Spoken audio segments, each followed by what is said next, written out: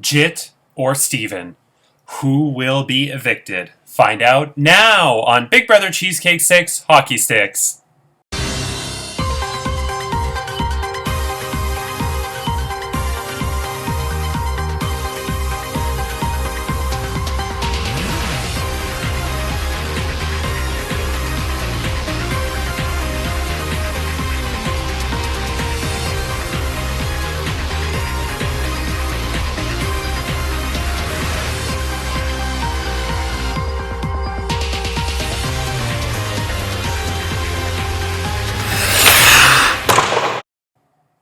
Hello, I'm Andrew Shevsik Moonves. Welcome to Big Brother Cheesecake 6 Hockey Sticks. It's day 43 inside the Big Brother Cheesecake house, and this week Rhonda of the Western Conference was the head of household.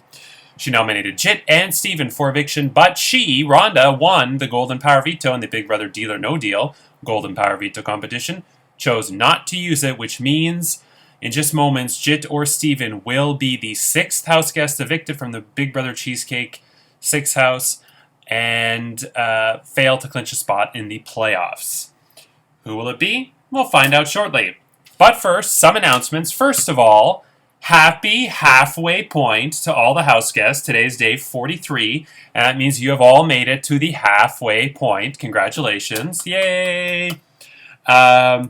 This is especially like a special halfway point for me because the first couple weeks I was really suffering with my mental health, and I seriously considered either pausing or just pulling the plug on the season, and I'm so happy to say that even though not everything in my life is good, that my mental health is improving and I am working on getting back to normal. But yeah, all of you have been very supportive and helpful, and I am very appreciative, and hopefully things will get better soon. But yeah, they're definitely improving, which is good. Okay, so, and congratulations all of you for making it to the halfway point. Yeah, it's 85 days, it's a long season, and I can't believe it's been 43 days. It feels like months. Megan was evicted before Thanksgiving, and it honestly feels like that was last year. It's insane. Okay, the penalty shot is taking place again tomorrow, and we are taking 2 penalty shots. This one is going to be interesting because there are now 2 good and 3 bad pucks left in circulation. That seems to happen often, which kind of drives me nuts. Because now people are not going to be as tempted to go for it. We have still the Pooh Brown Power Veto in play, and we have 2 good ones. So I hope people go for it, but I have a feeling there's going to be a lot of people saying no. So Kaitley, Rhonda, Jit, if you survive, Corey, Jonah, and Hearn, please all by 10 p.m. Eastern Standard Time tonight, privately message me whether or not you are going to take a penalty shot, and if so, which of the 5 remaining pucks you are going for. We have remaining, I know Boston is the first one, Boston, Calgary, Chicago, Edmonton, Montreal. Yeah, okay. The alumni vote, for once, finally got heated up. There were 9 alumni who cast an eviction vote, and the vote was 7-2, which means I feel like some of the house guests got to work on them for it to be that much of a lopsided decision. Yeah, the vote itself had the potential to be one of the closest votes of the season. I'm not going to reveal yet whether that happened or not, but the discussion in all of the Alliance chats that I was in was very interesting to read, and I'm very curious now to see what the fallout is today, regardless of what happens with the vote. Okay. Last but not least, before we get to the eviction, the pre-jurors. So the pre-jury chat and the jury chat is going to be the same chat this season. But it's been brought to my attention from some of the house guests that a piece of information was told by, allegedly, Rhonda to Amy, who told it to Judy, who told it to Andrew, and that became some critical piece of information in the game once he knew. The rule has, since season 4, the rule is that jurors are not allowed to speak to the house guests about game, but pre-jurors can. Now, usually in past seasons, the pre-jurors, once they're evicted, they don't really give a shit, and they kind of fade away. And when I'm a pre-juror in an org, I usually am like gone. Like I don't give a crap. But some of these pre-jurors this season care a lot, and I'm going to ask that you respect the sanctity and authenticity of the game, and refrain from saying anything to house guests that could be influential in the game or sensitive information in the game. You can still talk to the house guests. You can talk about life or anything else. And you can even still talk about game, but try not to actually have any kind of impact on the game. I obviously can't police this, so I'm just asking nicely, and I hope everybody can do so, because I still want to have fun, and I want everybody to be able to enjoy the game and not have to worry about pre-jurors potentially spilling tea or information. Yeah, so that's it. Please and thank you. Okay. Now it's time to get to the live vote and eviction. Jid and Steven, your house guests, have been casting their votes to evict. When I reveal the results of the eviction vote, the evicted house guest will have about 15 minutes to say their goodbyes, gather his belongings before I kick you the fuck out of the Facebook group chat. Okay, here we go.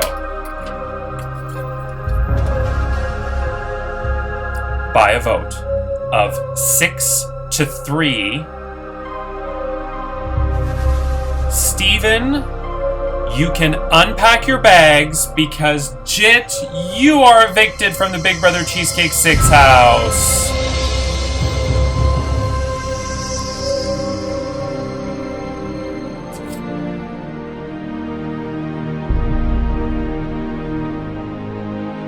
Hey, Jit! It's, Donnie Cherry here. Holy crap, I saw you in net there. That was awful. You let a beach ball in. Hit the links. You're not making the playoffs.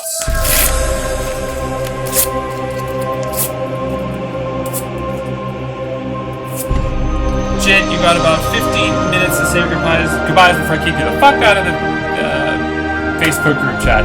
Thanks for playing. Better luck next time. Jit, we've been friends and co-workers for 10 years. I am so thankful that you accepted my invitation to play this game. You were so apprehensive about playing. You were the one person this season who probably didn't know that much about Big Brother.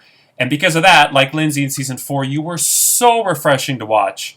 Because you didn't know that, you should hold back and not tell everybody everything. And so watching you play was actually really refreshing because you just did what you would do in your normal life. And I'm so thankful that you played. I'm sorry that you were evicted. I think if you made any mistakes, it's tough to pinpoint anything, but for starters, I think you assumed once Steven lost the veto that you were good. You took a back seat for maybe 2 days and kind of became inactive. And you were also sick too, which is unfortunate. And I think that's when the gears and the levers were turning in people's heads. And, Steven worked hard. Well, he worked to get votes flipped. And it just didn't work out for you. And I'm sorry. I hope you will appear on Extra Whip with Brazil, Nicole, and myself to dish the dirt and talk about what happened. Yeah, and also, you've also just unfortunately just had bad luck. You didn't get anything in the penalty shot. You were never drawn, even though you always, I think, had good teams picked. You didn't win in a head of household, even though you were close a couple times. And yeah, it just, unfortunately, I think this week was more about Steven staying and not you going. And I think that there was things going on behind the scenes, and you were sort of the collateral damage. Almost every season has that one person who's sort of... this goes all the way back to Big Brother US Season 2, where, what was her name? Was it Cheryl? Yeah, Cheryl and Mike Boogie were on the block, and people voted to evict Cheryl not because they wanted her gone, but because they wanted Boogie to stay, to sort of tell... not Boogie, sorry. It was Nicole and Cheryl, and they voted for Nicole to stay because they didn't want Mike Boogie to get his way. Sorry, I screwed that up. But you get what I mean. You were the sacrificial lamb. You didn't necessarily do anything wrong this week. You just got caught in the crossfires. Okay, now it's time to get to the next head of household competition. Free, and I can't wait now to see what happens in the group chats. Free from the threat of eviction, the head of household wins the perks of his or her private HOH bedroom and bathroom, a fruit basket with Arby's, the responsibility of nominating 2 of his or her fellow houseguests for eviction because the conference twist is now over. We are at the halfway point. They will also win Park Place and Boardwalk, the dark blue color sets, which will be used in a future Monopoly Golden Power Veto competition. And most importantly, they will clinch a spot in jury because this is the last week. Week 7 is the last week before jury. If you survive this week, you are one of the final 9 and you will either be a juror or be in the final 2. If you are evicted this week, you will be the last pre-juror. Sorry, really thirsty. Okay, the competition was Big Brother traffic lights. It was an endurance competition that lasted, I think it was 8 hours and 55 minutes. I know past house guests are saying, what the hell? But yeah, it was fun. And let's see, Rhonda's outgoing head of household. You're not eligible to compete. Let's see, is everybody ready? The power is up for grabs. Then let's begin. Okay, so right off the bat, I put in a trap pretty much 20 minutes in that caught 3 people. I put yellow light, and the I was a lowercase I. Andrew, Jonah, and Jit went for it. Andrew then says, "Hey, Andrew, does it count against us when you trick?" Yeah, I did say that in the rules. So Andrew, Jonah, and Jit were all eliminated. Brooke got off to an early lead.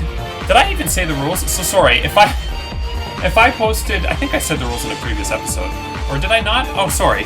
Green light means the first 3 people to post green light, all caps, assuming I post in all caps, get 1 point. Everybody else loses a point.